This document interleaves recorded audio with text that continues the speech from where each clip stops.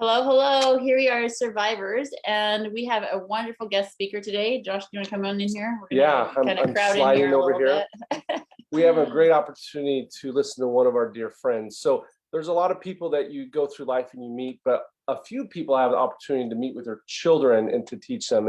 And I'm going to give a little backstory. Pat is, I say, our eternal tutor because she's tutored every one of our children that have gone through school so far. She's been a teacher for over 30 years. She retired and she loved it so much that she kept volunteering at the school, and that's how we met her. And she's been coming to our house really since we moved here over 4 years ago.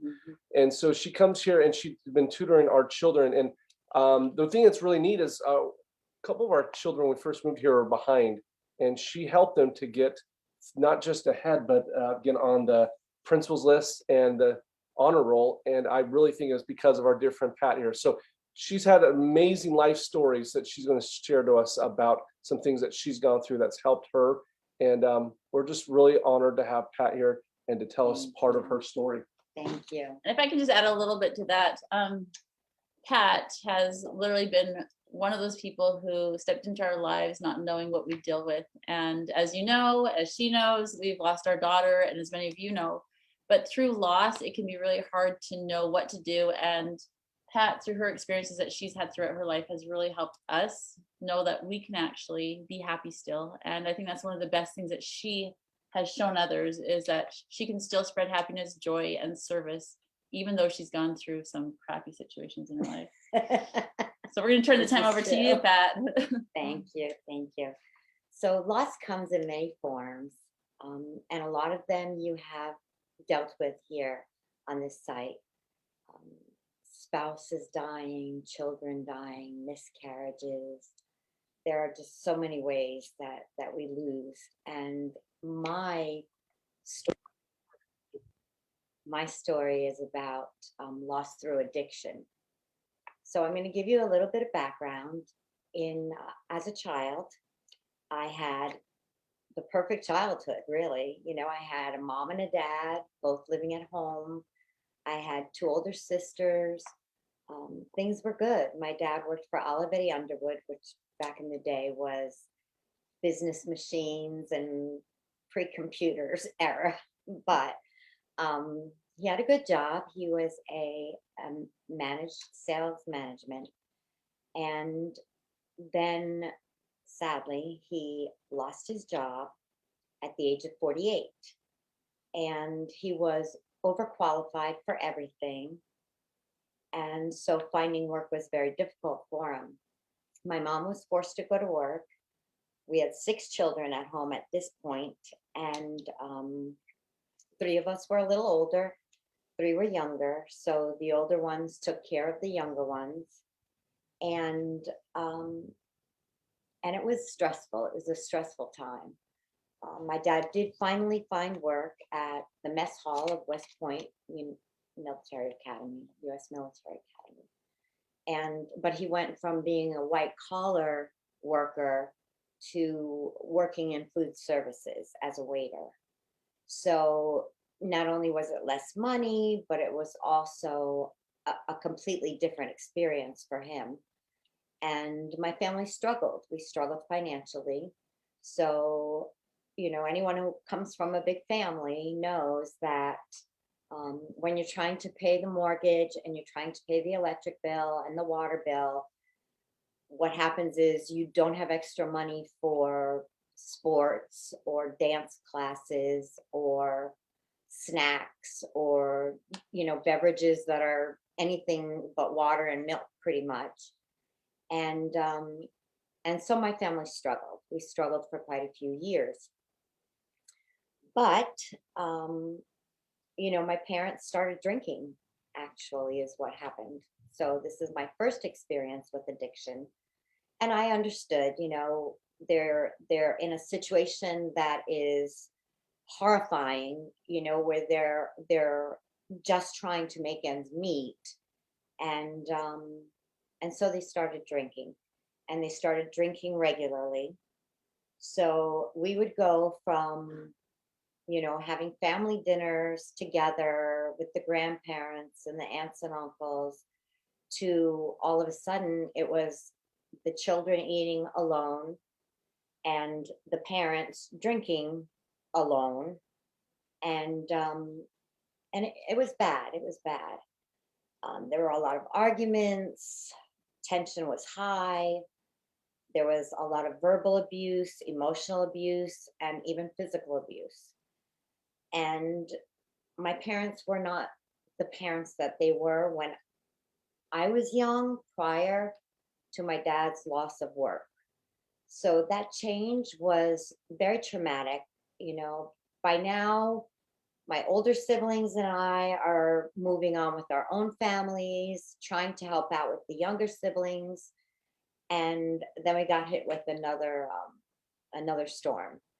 My mother had a vascular disease that was very, very uncommon, and was diagnosed after she had several mini strokes, and then finally, when she had a severe stroke and lost her speech, that was when they found this disease, which was moya moya, and then she died from a cerebral brain hemorrhage at the age of 48. So when they were struggling to get back on their feet, um, this other blow just knocked them down again.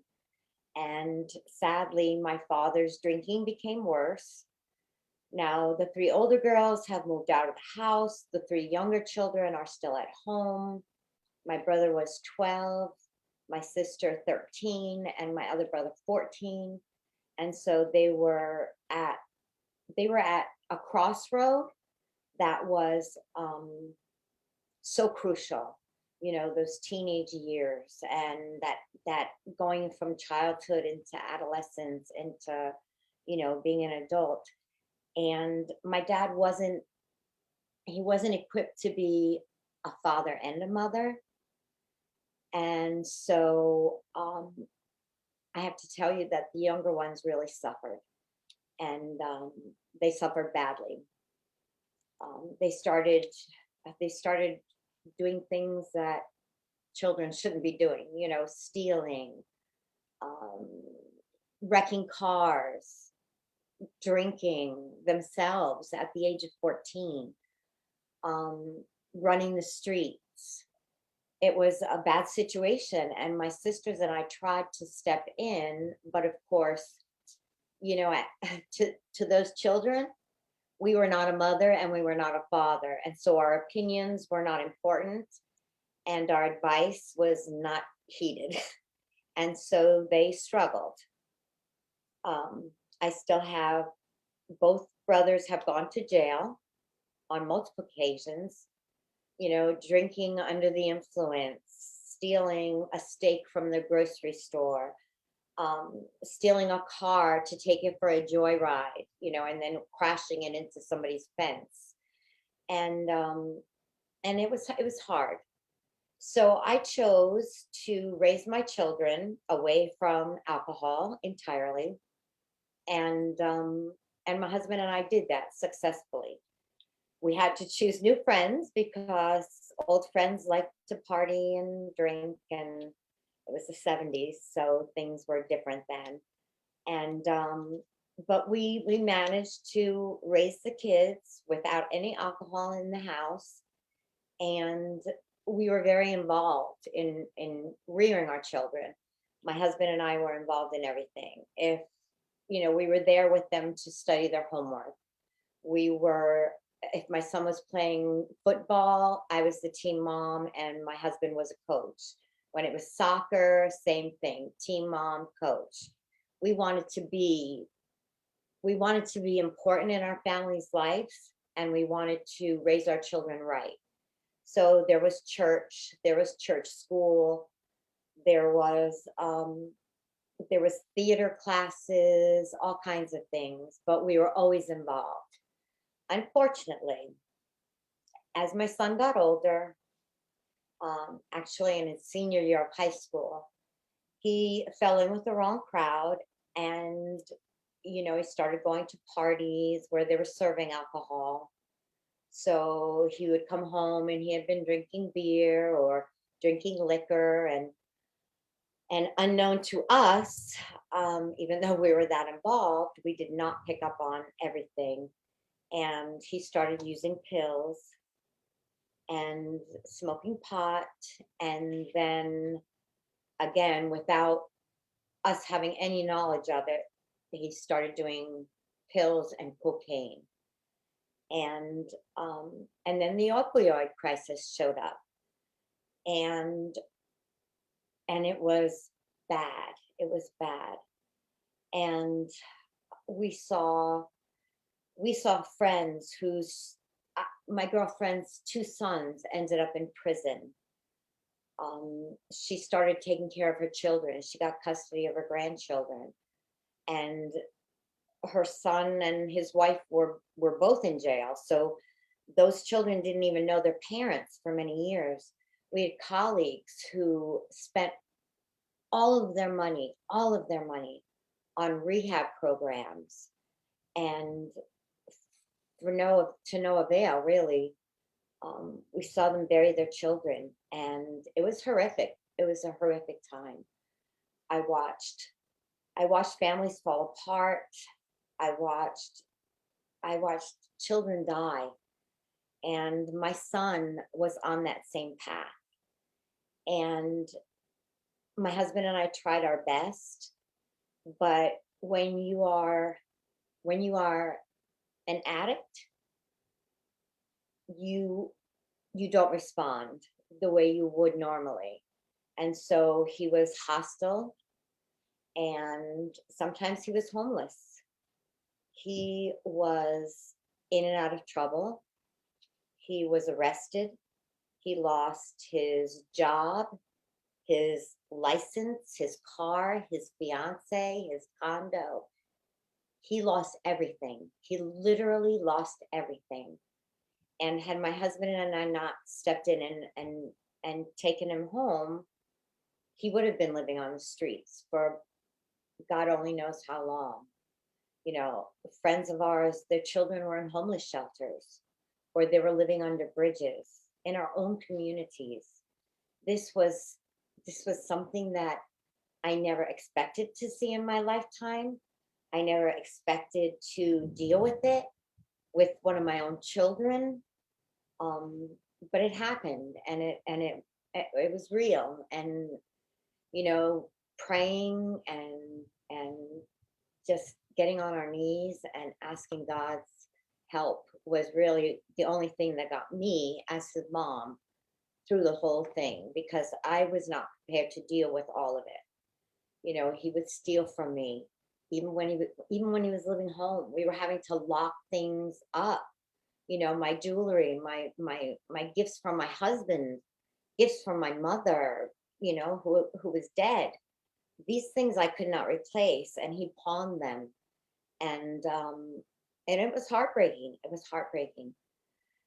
But during the same time, when I watched my friends suffering through it, and I watched their children suffering through it, and I watched how many trips to the cemetery I made, I can't even tell you.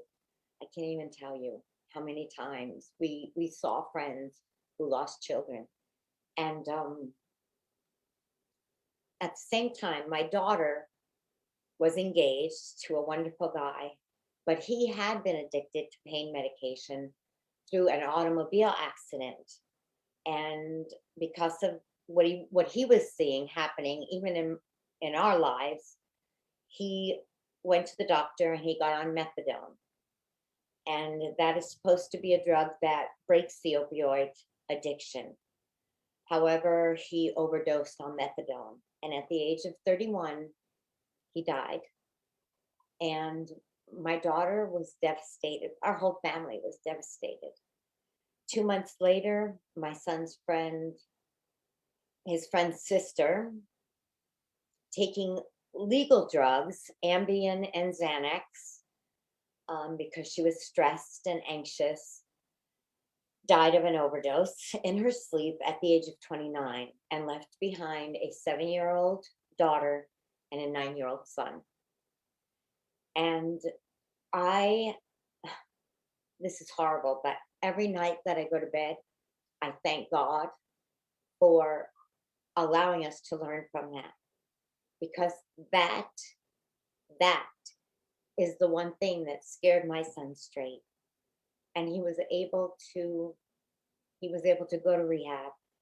He was able to go to AA meetings and non-alcohol and narcotics meetings, NA meetings, and there were relapses. There were many relapses where he was doing the cocaine or taking pills, and we just stayed in it. We stayed in it to win it, and it was such a horrible crisis, and God brought us through it.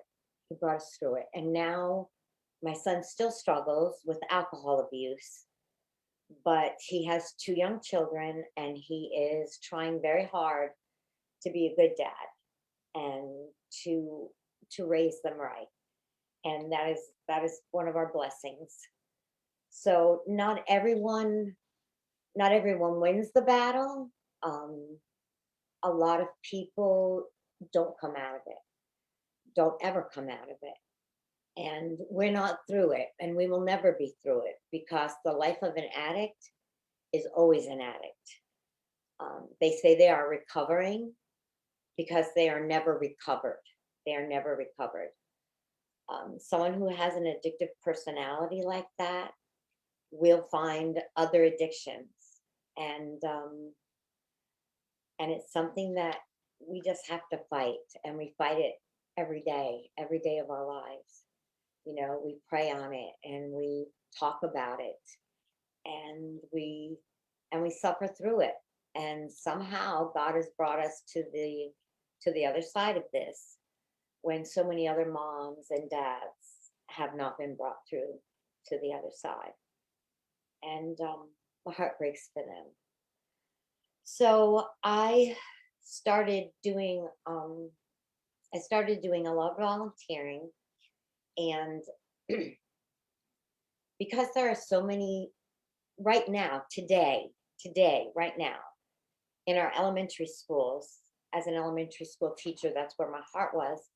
And I see so many children who are being raised by aunts and uncles or by grandparents, or have found themselves in foster care because their own parents have succumbed to the opioid crisis and are either no longer with them, or are in jail or prison, or are homeless and living in shelters, or homeless and living under bridges, in the woods. We have a population here that one of my foundations that I started, called the Bread of Life, actually supports and brings food to the homeless people that are living in woods. I started with a soup kitchen at my church, thinking that we would help the people that weren't working or were struggling to raise their own families, and it went over really well. And even though after my husband became sick, I had to leave, but we were serving meals for over 100 people every week, and I found joy in that, and I found relief in that, and I found a way to be able to help. Although I never thought that I would be doing that, that's what I do. So our Bread of Life ministry does the food for the homeless, and we continue to have the soup kitchen. But I'm back with kids because that's where my heart happens to be.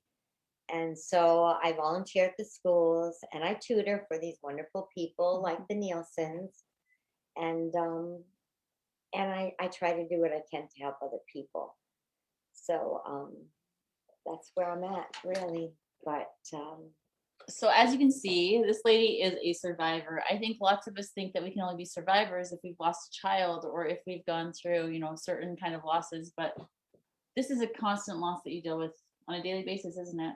And it's something that you want to change, but it's someone else's choice to change as well, right? We can only do what we can do. Yeah.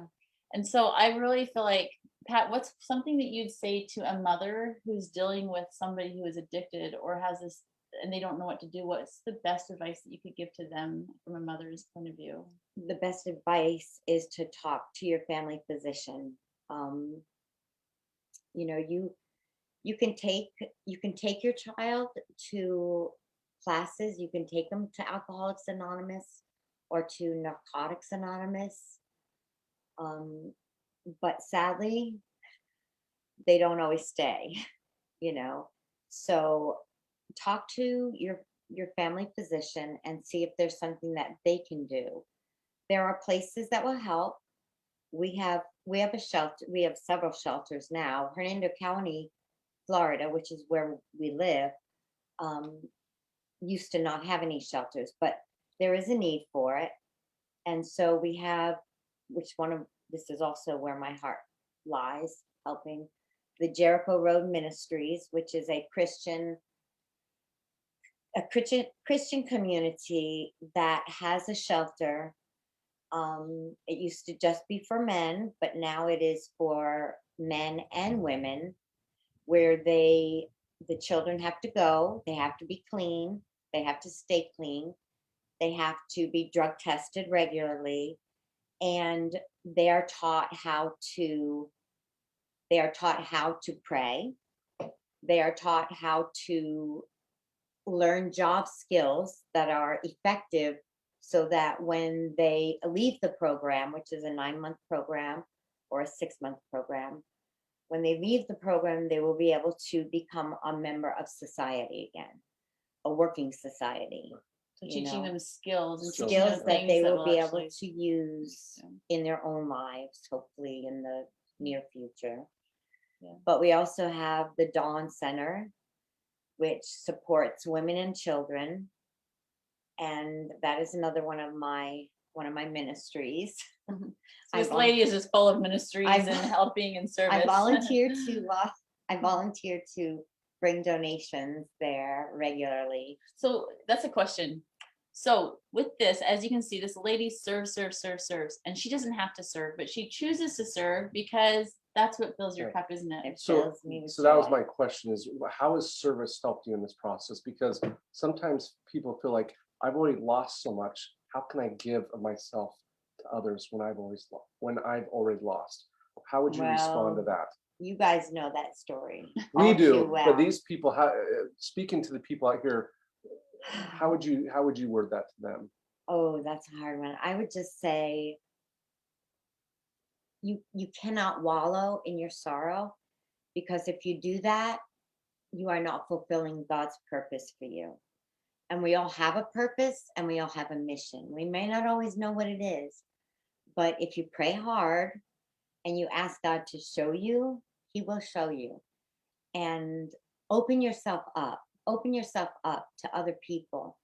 You know, the Nielsen's have started this with Stacy and Josh and some of the other people that have lost their children. And they have opened this up because by sharing their own grief and their own service, they are helping other people's, to get through this.